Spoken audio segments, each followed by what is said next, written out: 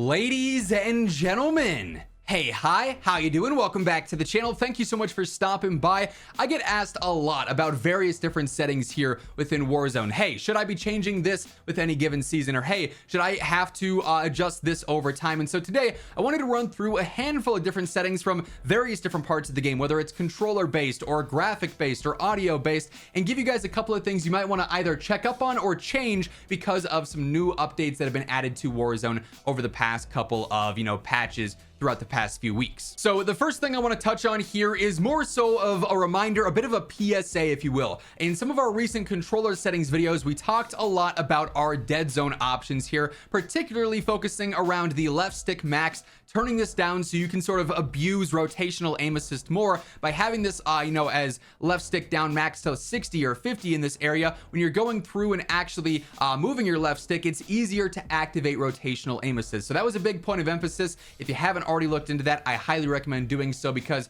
it's really a way to be even more accurate and even more overpowered on controller and abuse how broken rotational aim assist is. But the main focus I want here is on your left stick min and your right stick min, aka your dead zones. We've talked a lot about this in the past and how this is not a universal setting. There is no such thing as the best dead zone outside of left stick max, right? Left stick min and right stick min, though, your actual controller dead zones, these are going to be different for every single person, and it's easy to test this. I have mine as 2 and 4, and when I go into my test here, you can see that when I'm not touching my controller, there's no input being noticed here. It's at 0% across the board, and then I start to move it, and obviously it changes. It resets back to 0. If I were to take these down from 2 and 4 and then I start testing, though, you're going to notice that when I start to move my controller around, I then get inputs here. So I want to make sure that my dead zones are higher than the inputs that have been picked up there.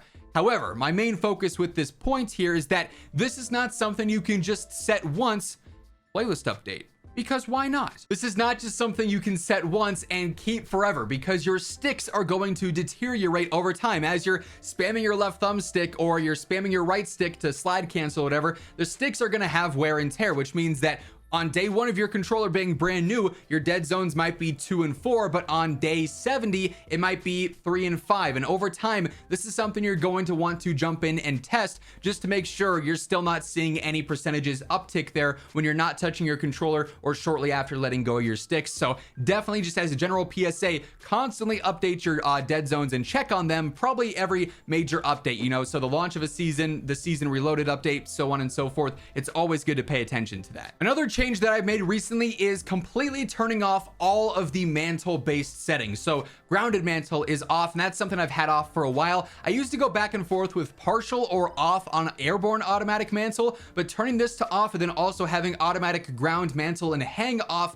I've noticed that through this, I am starting to get a lot less random obnoxious mantles when I don't want to, but also sometimes less obnoxious ledge hangs as well, particularly with that automatic ground mantle and hang. Ledge hanging, in my opinion, it's a really cool mechanic for something like campaign, but in Warzone, it's so obnoxious to run into when you don't want to be ledge hanging. So I noticed that going through and turning all 3 of these off meant really for my movement when I'm trying to mantle over things or jump through a window or jump over a ledge, it's not doing it in ways that are obnoxious or obtrusive to my gameplay. It's much more seamless there. So if you have any of these turned on or to partial, I would recommend adjusting those and just turning it all off and seeing how that works for you. By the way, as we are going through all the various settings here today, quick reminder, if you are new to the channel, every day I got you covered with news, updates, patch notes, meta breakdowns, everything like that is here. So feel free to hit that subscribe button and turn on those post notifications to stay up to date. And if you enjoy this video or if you find it helpful, do me a favor and drop a like on it. It is always really appreciated. Another thing that I've adjusted lately is through my color customization. I get asked all the time, Zach, how does your game look so good in your videos whenever I have background footage?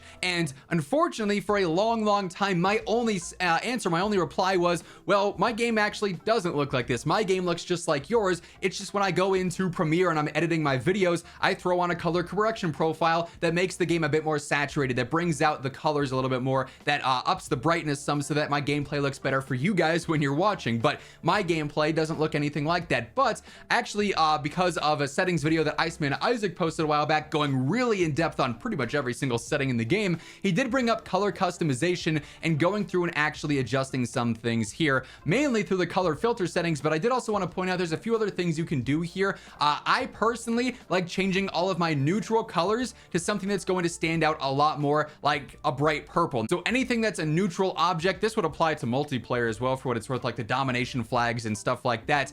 If it was just going to be white and it might not stand out nearly as much in some gameplay, changing that to a brighter color, whatever you want that to be, can actually be really, really convenient. And same deal with squad member colors. A lot of these colors sometimes can be kind of tricky to see in certain situations. You can adjust these. Now, obviously, you can't say, hey, this teammate's always going to be this color, this teammate's always going to be this color. That's not a thing anymore for whatever reason, but you can also adjust these to be a little bit brighter if you want them to stand out a little bit more in game as well, which I would certainly recommend. But then, as mentioned, the color filter settings here are actually super, super clutch. So with the color filter, you have your initial 3 here. There's none, which is just going to be your game's going to look very standard, kind of flat. Filter 1 will adjust things in the overall hue of them, which personally I'm not a huge fan of. Filter 2 is more saturation based. This is going to make your colors stand out a little bit more, so your reds and various other brighter colors will pop a bit more in your game. So whether you're playing on console or PC, this can actually help make your game look a lot better. Filter 3 is also then again going to adjust some of the color shades, which I'm not a huge fan of. 2 is the main one that's just purely saturation based and vibrancy based, that I think makes your game look a lot better by default. You then want to change your color filter target to both here, so your world and your interface, so your text and your names on your screen or your pings and whatnot, but then also the environment, like the clouds, the buildings, interiors, everything like that's going to look a lot better, a little bit brighter and more vibrant. And then you can adjust the intensity of these as you want. Now, I tried going all the way up to 100 because I'm like, hey, might as well make my colors look as crazy as possible. They were a little overkill. It was a little overwhelming. Wasn't a huge fan. So I've adjusted to what looks good on my monitor. This is going to be more of an individually, based setting here. For some players, you might want this at 100. For some players, you might want it at 60 if you have like a ton of saturation on your monitor or whatever, or on your TV. But adjust this, and just by simply changing a couple of these things, your game is going to look so much better. It's going to be easier to see people. It's going to be easier to see various different things, maybe through gas or around smoke and stuff like that. This makes a huge, huge difference in game for something that you might realize is, not even a thing because you're going through various different submenus for this, but also it might seem like it's not a huge deal on the surface, but in reality, in execution, it does change a lot. Hey everyone, wanted to take a quick second to shout out my friends over at G Fuel. If you were looking to drop into some games energized and focused, look no further than G Fuel. They got you covered for pretty much everything, honestly. They got the hydration formula tubs, the standard energy tubs, they've got the cans, and best of all, if you want to get anything at all from the G Fuel site, you can throw in code WhosImmortal and get a nice little discount at checkout. And who knows, maybe the more the code gets used, the better chance of our shaker cup maybe one day returning. But yeah, if you want to check anything out, the link will be down in the description below. And then also, I still see a lot of players kind of limiting themselves with their ability to improve their aim. Well, yes, aim training is going to take a lot of time to really get recoil patterns down and to memorize those and to learn how to abuse rotational aim assist and whatnot consistently. Just simply having a center dot turned on through your crosshair setting means that even when you don't actually have a crosshair on, if you're switching weapons or if something's hitting you or whatever the case is, having this center dot on your screen means you're going to be able to be way more accurate much quicker. And you can change the size of this. You can go much larger. You can go a little bit larger. I keep mine on default and it's comfortable there. It doesn't block anything or ever get in the way of like looking for a headshot and trying to line that up or something. But simply turning this on is going to make a big deal as well. It might not seem like a big deal. Hey, I'm just putting a dot on the middle of my screen. But when you really start to focus on centering, using that center dot as a guidance,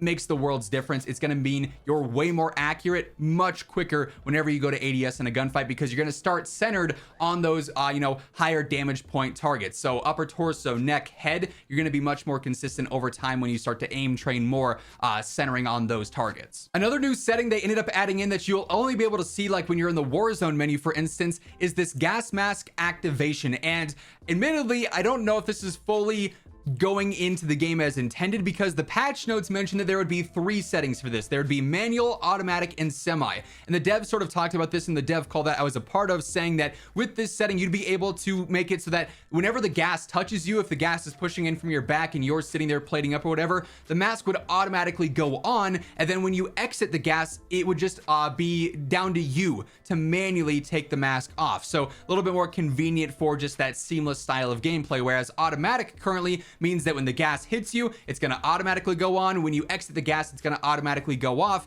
That to me is a little bit too obtrusive to gameplay. It's going to take over too much, and it's going to interrupt you, more importantly, when you're in the middle of doing things. So for this, for the time being, manual is the way to do this, in my opinion, so that you are in full control. If you see the gas approaching, you can put the mask on early. If you're in the gas, you're going to have to manually put this on. But then when you exit the gas, if you're in the middle of fighting, you don't necessarily want to stop and take this off. You want to get that fight over with, so you can keep the mask on, fight, take out that enemy, and then obviously you'll be good to go.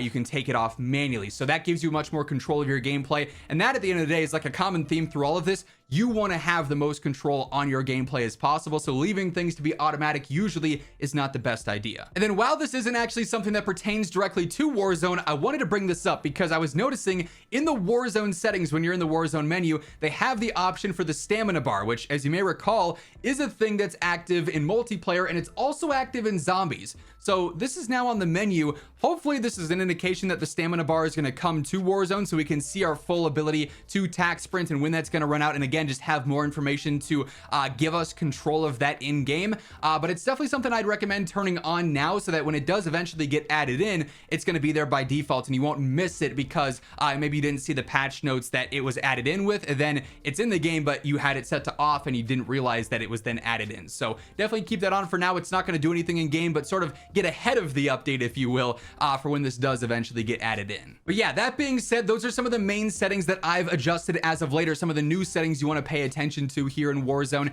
that's going to wrap things up. If you enjoyed the video, do me a favor and drop a like on it. And of course, if you're new to the channel, you want to guarantee you're always up to date with all things going on in COD, be sure to hit that subscribe button on your way out. But once again, thank you so much for tuning in, and until next time, take it easy, have an awesome rest of your day, and I'll catch you later. Peace out.